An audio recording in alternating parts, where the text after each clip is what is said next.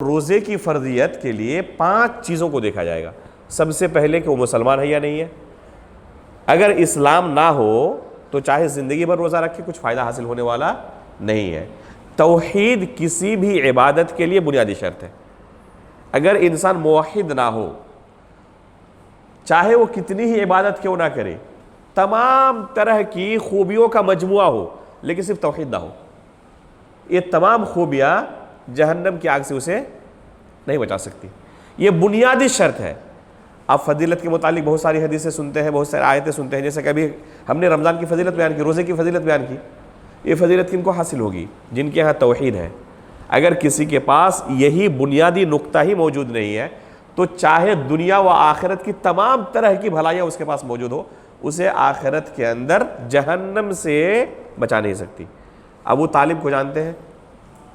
سب سے زیادہ اللہ کے رسول کی خدمت کرنے والا، یعنی کسی عام شخص کی نہیں، جس شخص نے پوری دنیا کے اندر اسلام کو پھیلایا ہے، اللہ کے رسول کی خدمت اتنی زیادہ کی کہ بہت سارے صحابہ اکرام اس خدمت کے آگے ہیچ ہیں، لیکن صرف یہی توحید نہ ہونے کی وجہ سے ٹھکانہ کیا بنا؟ جہنم۔ اس کے بالمقابل ایک صحابی میدان جنگ میں اللہ کے رسول کے پاس آتے ہیں اور اسلام قبول کرتے ہیں۔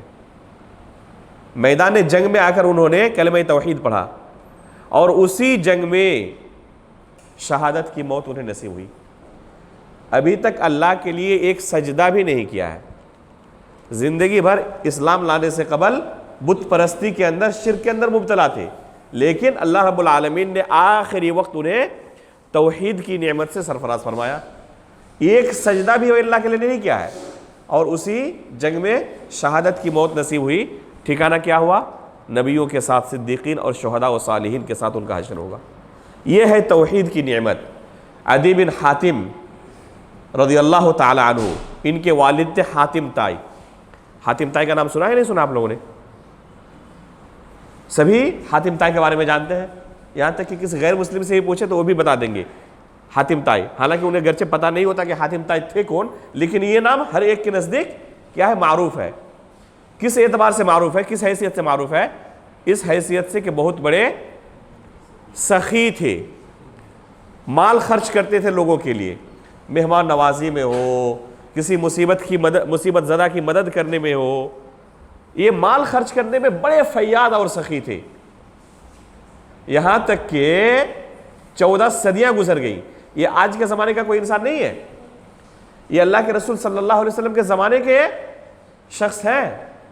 زمانے جاہلیت میں تھے حاتم طائی۔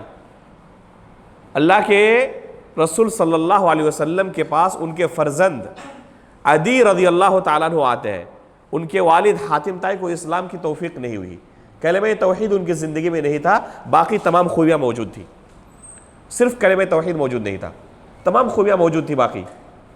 ان کے لڑکے اللہ کے رسول کے پاس آ کر سوال کرتے ہیں، اللہ کے رسول میرے والد کے بارے میں آپ جانتے ہیں کہ کیسے تھے؟ یہ تمام نیکیاں جو ان کی تھیں کیا آخرت میں کوئی فائدہ پہنچا سکتی ہے؟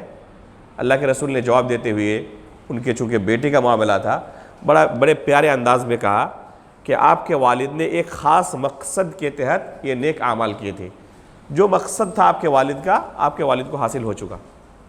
ظاہر سی بات ہے کہ جب اللہ پر ایمان نہیں تھا، جنت و جہنم پر ایمان نہیں تھا، بعث بعد الموت پر ایمان نہیں تھا، تو جنت کے حصول کے لیے، جہنم سے بچنے کے لیے تو انہوں نے عمل نہیں کیا تھا نا۔ نیک نامی ہو، لوگوں کے درمیان ذکر خیر ہو، یہ مقصد تھا۔ تو اللہ کے رسول نے کہا جس مقصد کے تحت آپ کے والد نے یہ کام کیا تھا انہیں حاصل ہو چکا، آخرت میں آپ کے والد کے لیے کیا ہے؟ کچھ نہیں ہے۔ تو یہ بنیادی چیز اگر نہ ہو تو انسان زندگی بھر روزہ رکھتا رہے، کوئی فائدہ پہنچانے والا عمل نہیں ہو سکتا۔ یہ اس لیے بنیادی شرط ہے کہ اس کے پاس اسلام ہو، توحید ہو۔ وَمَا أَرْسَلْنَاكَ إِلَّا رَحْمَةً لِلْعَالَمِينَ